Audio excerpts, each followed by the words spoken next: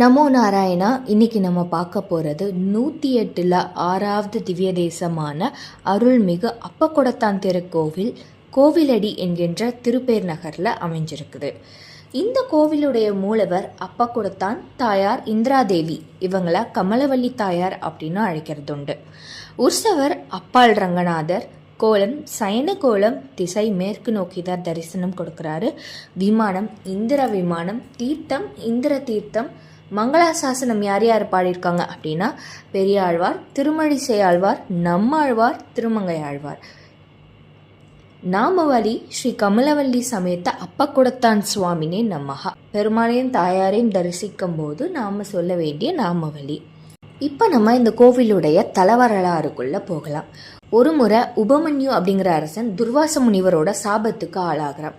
சாப விமோசனம் கேட்டு துர்வாசரை வேண்டிய போது துர்வாசர் பலாசவனம் அப்படிங்கிற இந்த திருக்கோவிலில் நீ தினமும் 1,00,000 பேருக்கு அன்னதானம் செய், சாப நிவர்த்தி ஆகும் அப்படின்னு சொல்றாரு. அவருடைய தொண்டுக்கு மனமகிழ்ந்த அரங்கநாத சுவாமி வயதான அந்தனர் வேடத்தில் வந்து அவர்கிட்ட எனக்கு பசிக்குது, சாப்பாடு கொடு அப்படின்னு கேட்குறாரு.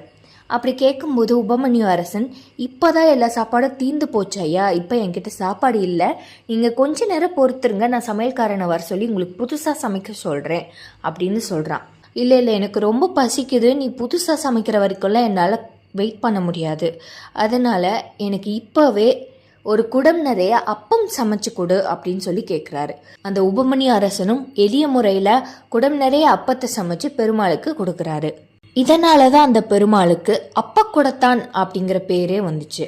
அப்பத்தை பெற்றுக்கொண்ட அந்த முதியவர் ரங்கநாதரா உபமன்யு அரசனுக்கு காட்சி கொடுத்து சாப விமோச்சனம் கொடுக்கிறாரு.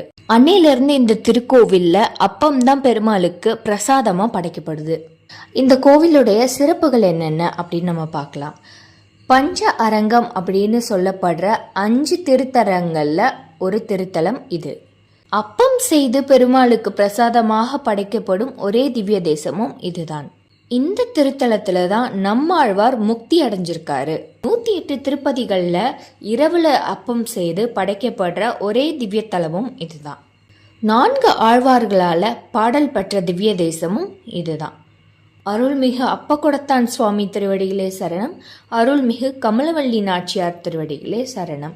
அடுத்த வீடியோவில் அடுத்த திவ்ய தேசத்தோட உங்கள் எல்லாரையும் சந்திக்கிறேன். நமோ நாராயணா.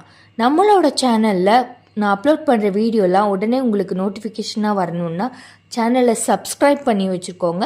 கூட இருக்கிற பெல் பட்டனையும் கிளிக் பண்ணிக்கோங்க. தேங்க்யூ.